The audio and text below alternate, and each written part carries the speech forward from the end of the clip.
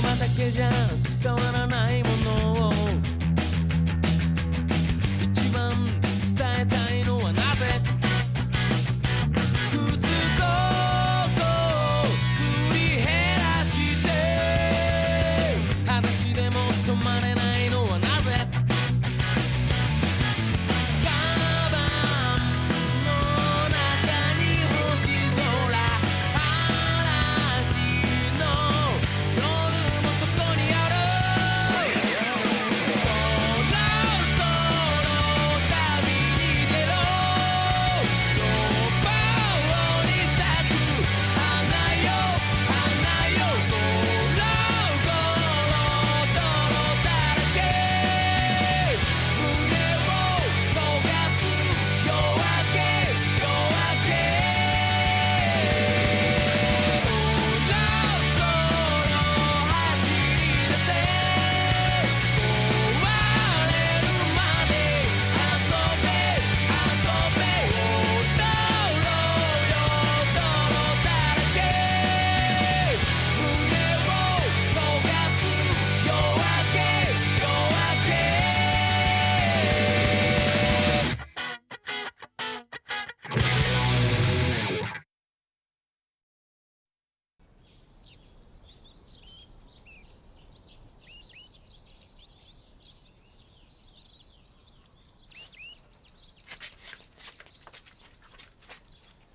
あのカゴに鳥居が。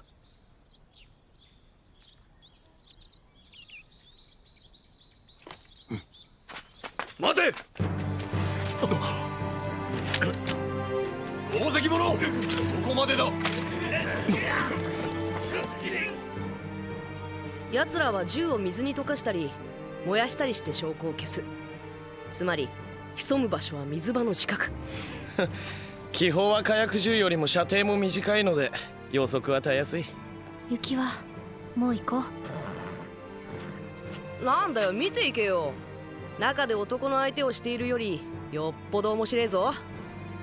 人間ってのはみんなバカばかりだ。だから楽しい。私は国を奪われ住む場所もない。三の民とかいう連中もそうなら戦って行き場を選ぶ気持ちはわかる。俺もそう思わないじゃないが、山崎屋が本気で古き民を神だなんだと言うなら話は別さ。そうか。山の民も木の民もたまたまそこに生まれてただ生きるのに必死なだけだ。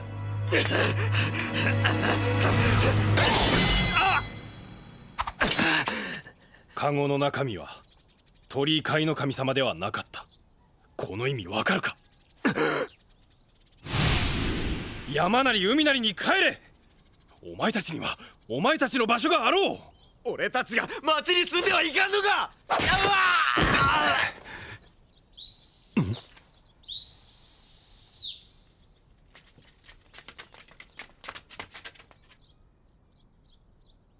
山崎屋、なぜ私の部下を用心棒にしたいなどと言った？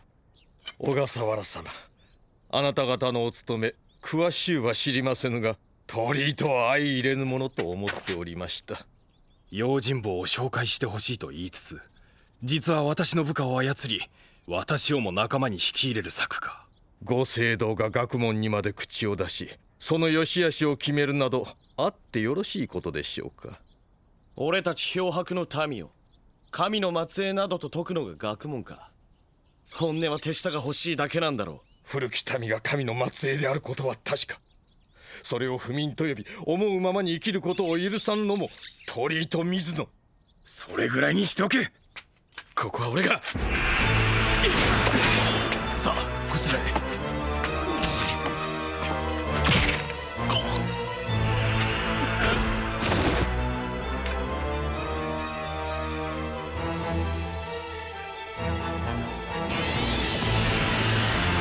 綾波がない。姉さん、俺は姉さんを助けようと。おいで。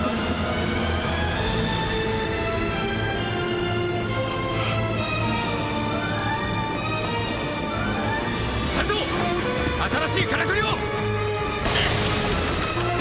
査しよ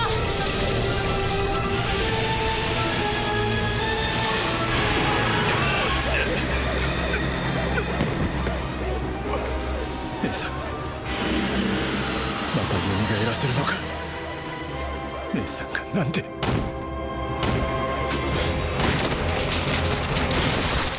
役所問屋山崎屋主成川義信、無頼の不眠を集め恐れ多くも公儀の役人の命を狙いし、県議により改めに参った。おい、俺らは。小笠原様も世当たり上手だ。まあいい、通りなさいよ。今回ばかりはおめこぼし。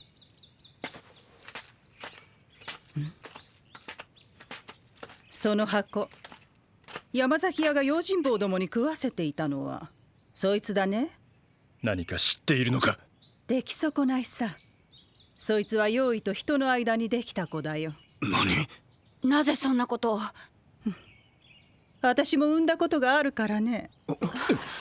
まさか番所が使っているあのかっぱじみたいやつら。おいき、そいつは捨てちまった方がいいよ。さもないと今度はあんたらが虜になる。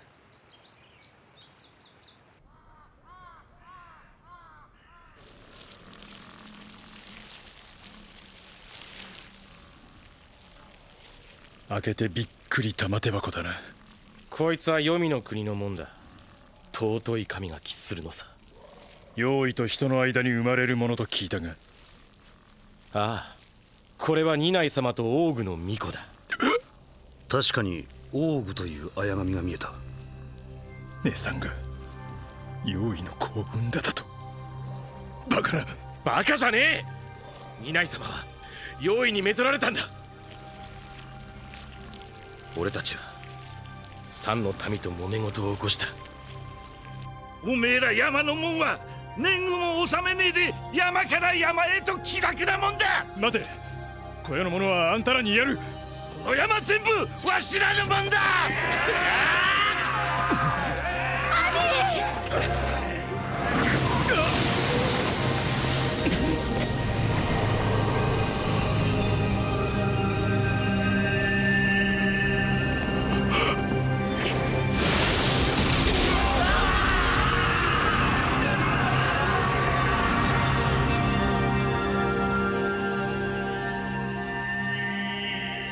俺は家族や仲間が死んだことより三の民になりてえとそればかり思った。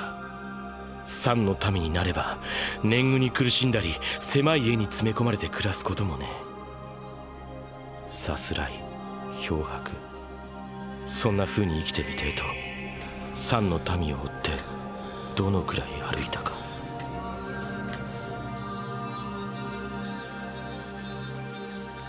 そして俺は見た。二内様。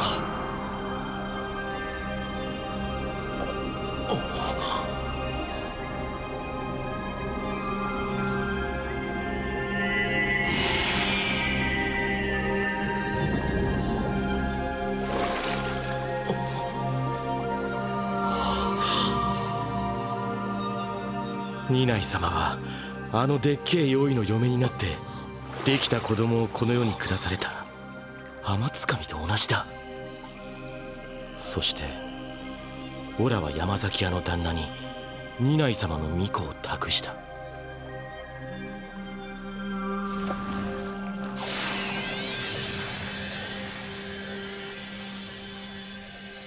嘘だ。二内はさらわれたんだ。ルイドとはどういう意味だ。子供だ。奴隷にされた子供。もう一匹の用意、王具。グーとは人型。人に似せて作った人形のことだ。人形？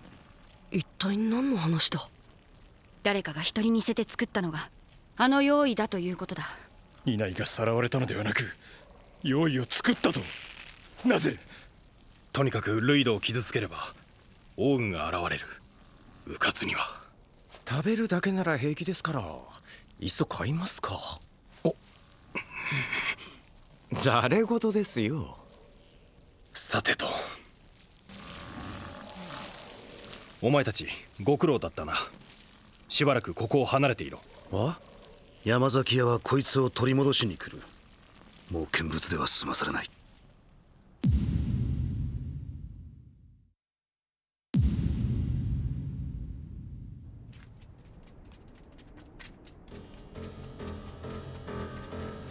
お前たちの餌はそこだ。神にしてやるから取ってくるんだよ。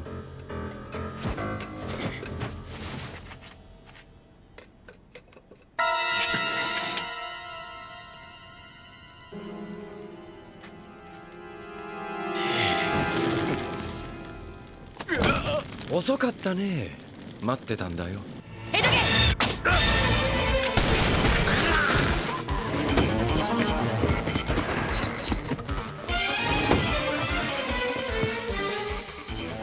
ここを番社改め所と知っての狼藉か。肉だ。用意を渡せ。肉はどこだ。渡せぬ。用意は人を惑わせる。お前たちがかようになったごとく。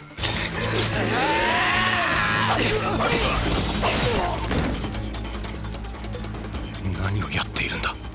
私はこのような境外の者たちを救おうとしていたのではないのか。鳥居を守ってどちらかといえば自分たちに近い古き民に刃を向ける。割のいい役目じゃないな。だったら用意を置いてさっさと消えるんだな。今さらそりゃできんよ。幸敦さん、あんたは異界に行ったことがある。用意と一つになったこともあるそうだね。あっちのものになるっていうのは全体どういう心持ちかね。それを俺に聞くか。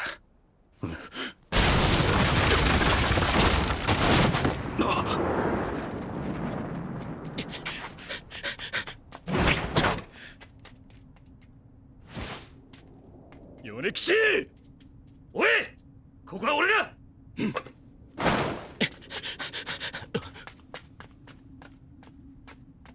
よくやったね。さあこちらにおよこし。これは俺が二内様から授かったものだ。二内様にお返しする。そして三の民にしていただくんだ。いいからよこすんだ。それは正しき神の。山崎屋貴様、不習という言葉を知っているか。何？昔のことだ。道の国朝廷のご意向が届いていなかった頃、蝦夷と呼ばれる民が暮らしていた。朝廷は彼らを平定すべく兵を動かした征夷大将軍というやつだ。そしてその時、大勢の蝦夷が捕らえられ、有無を言わさず住み替えさせられた。こうして蝦夷は全国に散り散りになってしまった。それが不習だ。それが俺の一族の先祖らしい。わかるか。不習の末裔が三の民なんだ。国つかみの末裔だとデタラメだ。そんなものじゃない。米吉、村の暮らしも山の暮らしも苦しさは一緒だ。いや、山にお前が夢見るような暮らしはない。日々寝る場所と食い物のことだけで頭はいっぱいだ。まるで地獄だ。嘘だ。みんなそらごとだ。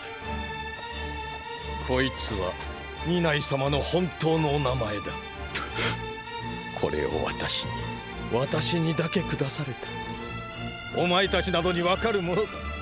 私だけがこの世と神の真実を知っているのだ。そう思いたいだけだ。自分だけが選ばれたものだと、神に仕えるものだとな。私がそこらにいるくだらん人間と同じだというのか。私は違う。私は二内様に神の一人にしていただく。よくすんだ。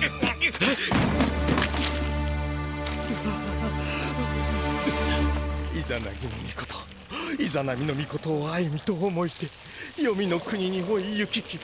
イザナミの御事語りて愛しきイザナミの御事、我と何と作れる国いまだ作り終わらず、故に帰るべしと乗りたま行き。イザナミの御事答えて曰く、我は世もつへぐい質しかれども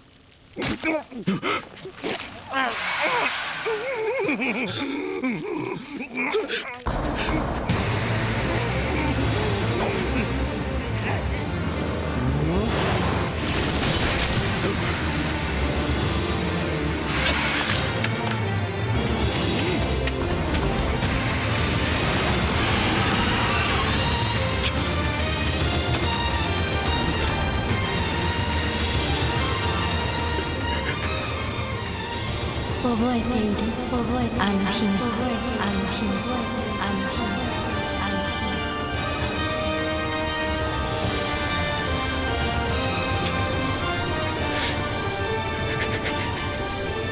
攻めてくるものがあれば逃げるだけ。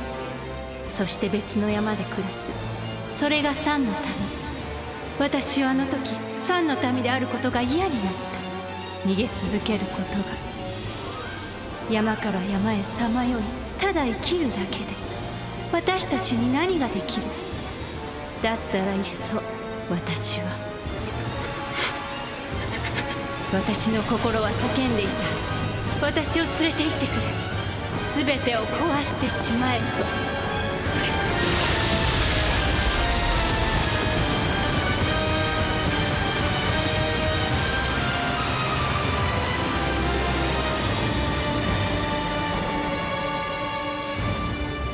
アビ、お前もここの住人になろう。山の民、里の者、そんなものはここでは意味がない。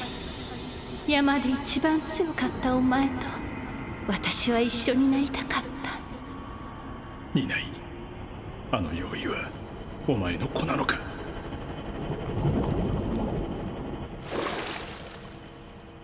異界に住むには用意と結ばれなければならなかった。なぜそれを我らの世に戻した。用意は異界にとどまれないからだ。そのために多くの人々が惑わされた。弱いから惑わされるのだ。私のように世界と戦えば。どうなるというんだ。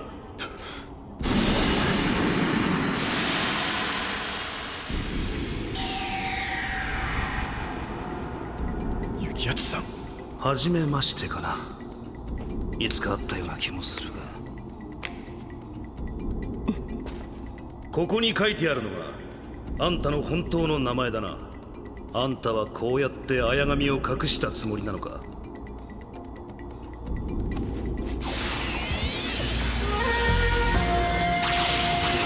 いい、異界のいい。この文字は両手を高く上げた鬼を意味している。鬼だと。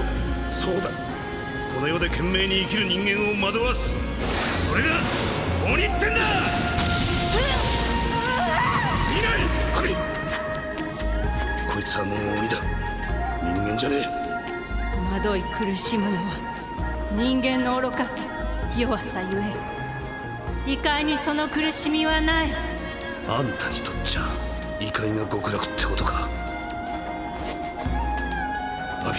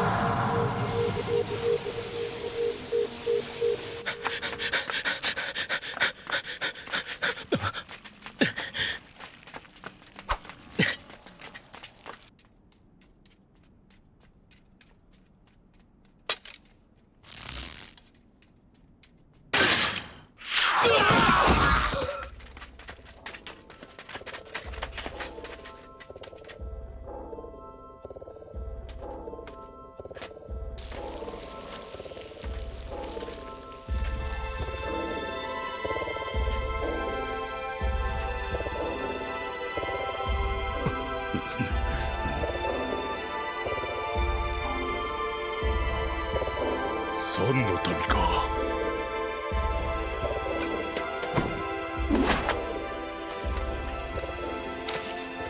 い。それは。いや、いい。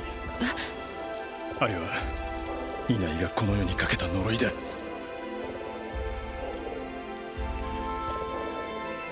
連中はあれを受け入れるということか。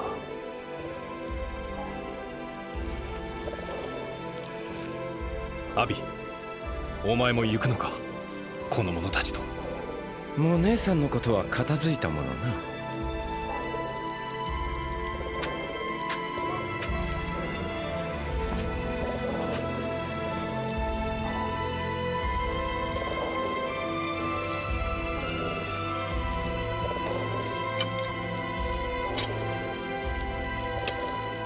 こいつも一緒に連れて行ってくれ。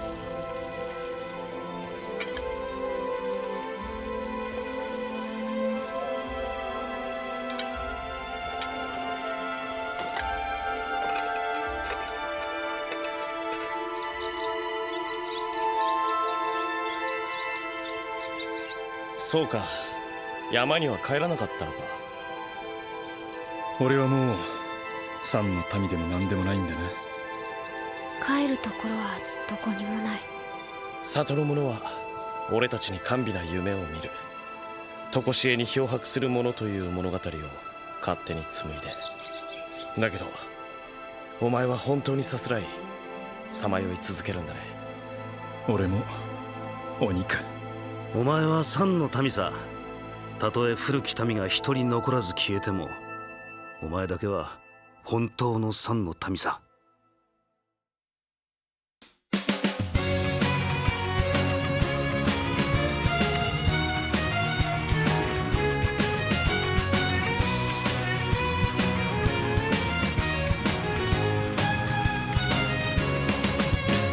窓の外の空を見たら雲がハートの形に見えたよ。息を大きく吸い込めば心が大きくなった気がするね。愛とは何かなんてこの年じゃわかるわけないけど、いつの日かわかる時が来るのかな。窓から見える木の枝も葉も毎日毎日伸びているよ。これからも伸びてくよね。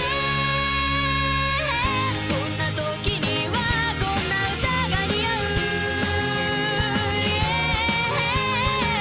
自分の今思う気持ちを口ずさめ。愛しているという素敵に響く言葉が未来にいる自分をきっと今の何倍も大きく優しくさせてくれるのかもしれない。竜道幸敦を名乗るもう一人の男。捨ててきた過去が影になったのか。ドッペルケンガーに出会う時、人は死ぬという。そしてまた一人。19の話、三人幸敦。